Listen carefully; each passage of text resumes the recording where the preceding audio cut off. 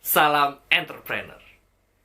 Salah satu masalah yang bisa menghambat perkembangan bisnis kalian semua adalah kurangnya memperlakukan karyawan sebagai budak. Kita semua tahu, jadi entrepreneur itu adalah pekerjaan yang berat. Karena untuk bisa sukses, banyak hal yang harus lo pikirin. Mikirin sales, mikirin strategi marketing, mikirin mau nulis apa di bio Clubhouse. Itu semua menyita waktu lo. Apalagi yang terakhir tuh. Jadi penting untuk seorang entrepreneur untuk punya karyawan, supaya lo gak harus ngerjain semuanya sendiri. Tapi gue gak punya duit buat ngerekrut karyawan, Duit gue terbatas. Tenang, di video kali ini gue akan ngajarin lo gimana caranya membuat karyawan lo bisa kerja semaksimal mungkin dengan bayaran seminimal mungkin.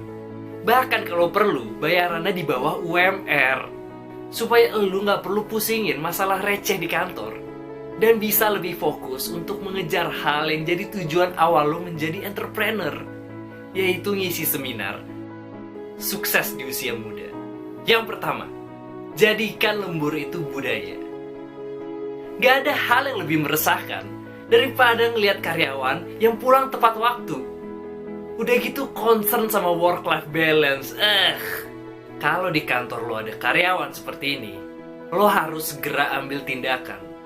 Karena kalau dibiarin, takutnya karyawan yang lain terpengaruh untuk lebih mementingkan cita-cita, hidup, dan keluarga mereka dibanding kerja sama lo.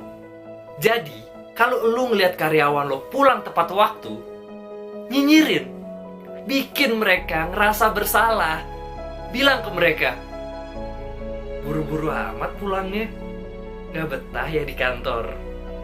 Jadiin lembur itu budaya, dan kena tipes itu penghargaan.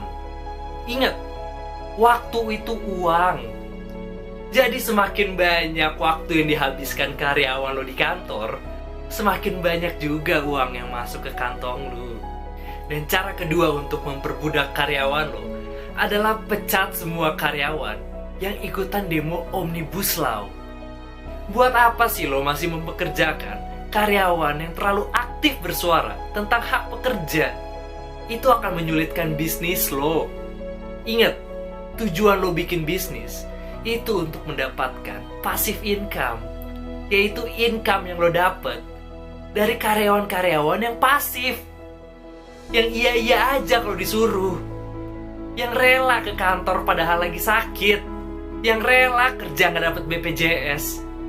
Itu karyawan yang harus lo pertahanin. Dan cara ketiga untuk memperbudak karyawan lo adalah menganggap mereka keluarga. Ini adalah cara yang sudah terbukti efektif selama berpuluh-puluh tahun. Kalian ingat kan?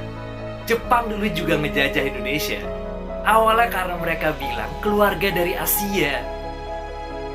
Jadi kalau lu pengen membuat suasana kantor lu kayak Romusha, mulailah dengan bilang ke karyawan lu, kalau kita ini keluarga.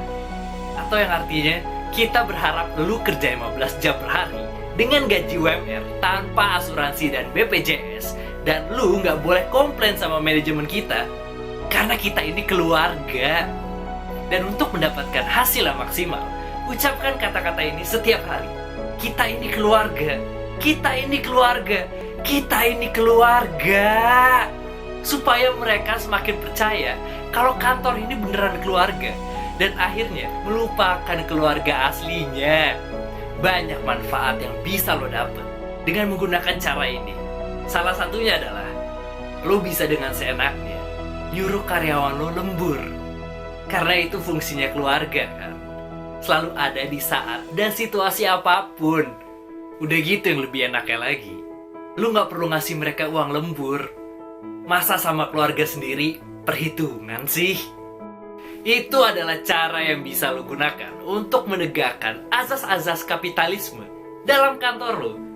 Semoga dengan lo mengikuti cara tadi, lo bisa membuat budak-budak modern yang siap untuk menjadi mesin pencetak duit lo.